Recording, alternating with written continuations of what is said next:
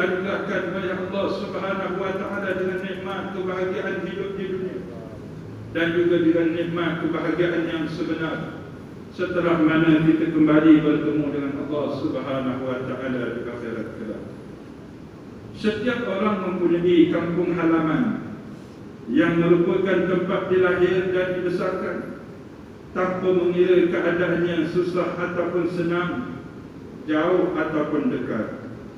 Seseorang itu biasanya tetap merindui kampung halaman sebagai kehidupan yang penuh keharmonian, pengalaman yang indah dan suasana yang tenang.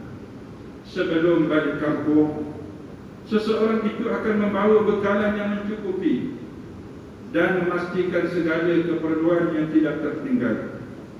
Semuanya dilakukan supaya kegembiraan dan kenikmatan balik kampung dapat dirasai. Dengan mukadimah ini, mimbar pada tengah hari ini memperkatakan tentang iktibar balik kampung.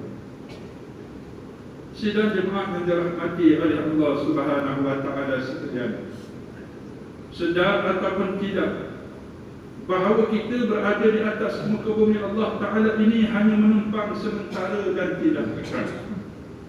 Sama ada kita suka ataupun tidak, sama ada kita bersedia ataupun belum, apabila tiba saat dan ketikanya kita terpaksa meninggalkan dunia ini untuk balik kampung yang kekal abadi, iaitu akhirat. Malang sekali bagi yang tidak membawa bekalan ataupun bekalan tidak mencukupi. Pada ketika itu barulah ia meyakini tentang keperluan membawa bekalan yang sebenar. Lantas dia menyesal dan merayu agar ditangguhkan seketika bagi mencari dan menambah bekalannya untuk dibawa balik bertemu dengan Allah. Sesungguh rayuannya hanyalah sia-sia. Firman Allah Subhanahu wa taala di dalam surah Al-Munafiqun, A'udzu billahi minasyaitonir rajim. Rabbi laula akhartani ila ajalin qarib fa asaddaqa wa akun minas salihin. Wa lan yu'akhkhira Allahu nafsan idza jaa'a ajaluha. Wallahu khabirun bima ta'malun. Ayat yang ke-10 dan ayat yang ke-11. Wahai Tuhanku, alangkah baiknya kalau engkau lambatkan kedatangan ajal matiku ke suatu masa yang sedikit sahaja lagi, supaya aku dapat bersedekah dan dapat pula aku menjadi daripada orang-orang yang saleh. Dan ingatlah, Allah tidak sekali-kali akan melambatkan kematian seseorang apabila sampai ajalnya, dan Allah amat mendalam pengetahuannya mengenai segala yang kamu kerjakan. Setelah tiba di kampung akhirat, kita tidak berpeluang untuk berpatah balik bagi mendapatkan bekalan dengan melakukan amal saleh, kerana ia tidak mungkin berlaku seperti mana yang telah ditegaskan oleh Allah Subhanahu wa taala di dalam surah As-Sajdah pada ayat 12. Setiap pagi jemaah pada salat subuh kita kebiasaan imam akan membaca surah As-Sajdah. Pada ayat yang ke-12 diperingatkan kepada kita, di antara doa yang dibaca oleh orang mujrimin, penjenayah-penjenayah yang melakukan maksiat pada Allah Subhanahu wa taala, Rabbana absarna wa sami'na farji'na na'mal salihah inna muqinun. Wahai Tuhan kami telah melihat dan kami telah mendengar, maka kembalikanlah kami ke dunia supaya kami dapat melakukan amal soleh. Sesungguhnya kami telah percaya dan yakin.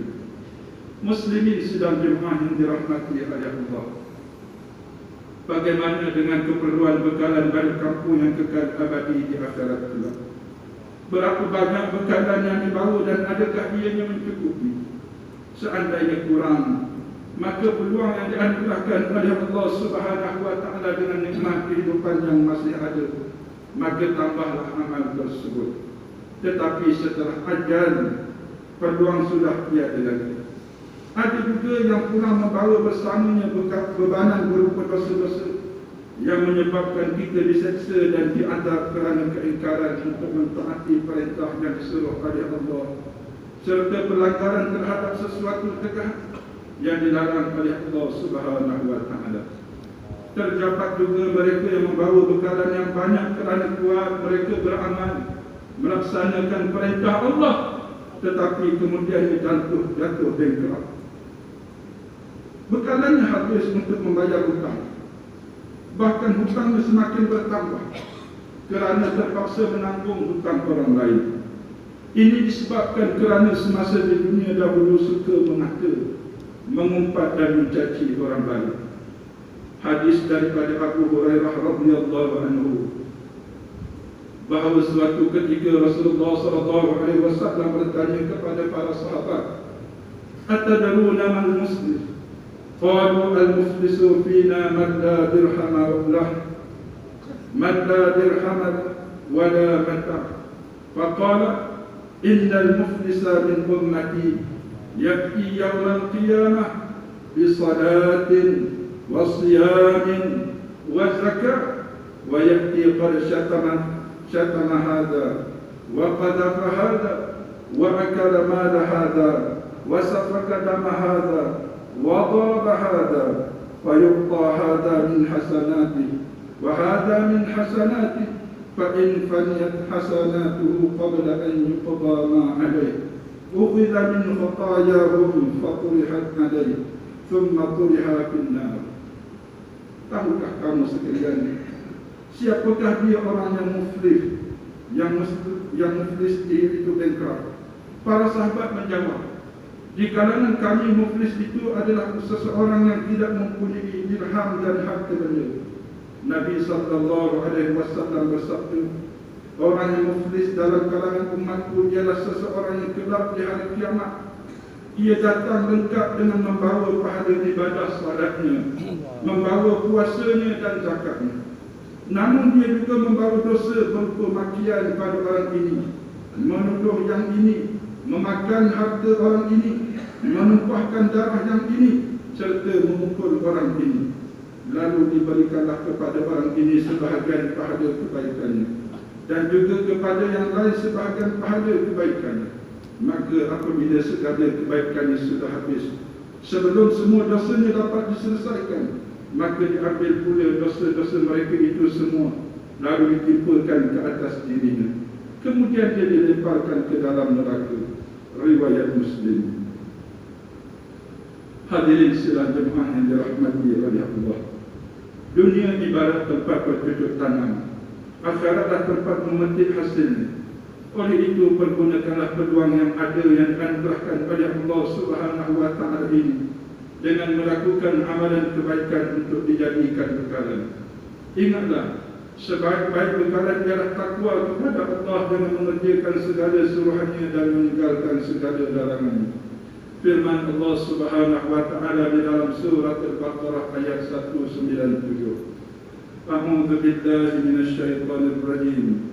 Wa ma taf'alu min khairin ya'lamhu Allah wa tazawwadu fa inna khairaz zadi at-taqwa wattaqun ya ulil albab.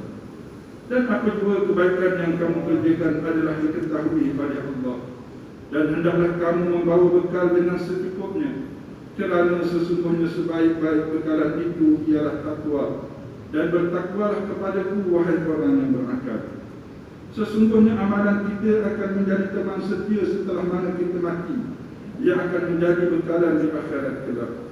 Hadis daripada Anas bin Malik radhiyallahu anhu bahawa Rasulullah SAW bersabda yang bermaksud, mayat itu akan diiringi oleh 3 perkara. Yang 2 akan kembali, sedang yang 1 akan terus menyertainya. Ia diiringi oleh keluarganya, diiringi oleh hartanya dan juga amalnya. Harta dan keluarganya akan kembali, sedang amalnya akan terus tetap bersamanya. Riwayat Al-Bukhari dan Muslim. Hadirin sekalian jemaah yang dirahmati oleh Allah, mengakhiri khutbah pada tengah hari ini beberapa peringatan dan pengajaran agar dapat menjadi panduan kita bersama. Ketahuilah bahawa kehidupan dunia tidak kekal. Oleh itu kita perlu membuat persiapan sebagai bekalan untuk kehidupan yang kekal di akhirat, seperti mana kita perlu membawa bekalan ketika mana kita balik kampung. Yang kedua, sedarlah bahawa penyesalan di saat menghadapi kematian tidak akan dapat memberi apa-apa kesan baik bagi kehidupan di akhirat kelak. Yang ketiganya, umat Islam hendaklah menjauhi perbuatan mengumpat, memaki, membuat tuduhan palsu, menyeksa dan membunuh kerana ianya boleh menghapuskan pahala, di samping menanggung dosa mereka yang dijadikan sebagai mangsa. Yang terakhirnya, umat Islam hendaklah sedar bahawa sebaik-baik bekalan ialah takwa, iaitu mematuhi perintah Allah dan meninggalkan larangannya, yang menjadi sebab kita beroleh pahala daripada Allah Subhanahu wa taala. A'udzu billahi minasyaitonir rajim. يا أيها الذين آمنوا اتقوا الله ولتنظر نفس ما قدمت لغد واتقوا الله إن الله خبير بما تعملون ولا تكونوا كالذين نسوا الله فأنساهم أنفسهم أولئك هم الفاسقون لا يستوي أصحاب النار وأصحاب الجنة أصحاب الجنة هم الفائزون. صدق الله العظيم. Wahai orang-orang yang beriman, bertakwalah kepada Allah dengan mengerjakan suruhannya dan meninggalkan larangannya, dan hendaklah tiap-tiap diri melihat dan memerhatikan apa yang ia telah sediakan daripada amal-amal untuk hari esok, yakni hari akhirat. Dan sekali lagi diingatkan, bertakwalah kepada Allah. Sesungguhnya Allah amat meliputi pengetahuannya akan segala yang kamu kerjakan. Dan janganlah kamu menjadi seperti orang-orang yang telah melupakan perintah-perintah Allah, lalu Allah menjadikan mereka melupakan amal-amal yang baik untuk menyelamatkan diri mereka. Mereka itulah orang-orang yang fasik, yakni orang yang derhaka. Tidaklah sama ahli neraka dan ahli syurga. Ahli syurga lah orang-orang yang beroleh kemenangan, mendapat segala yang diingini.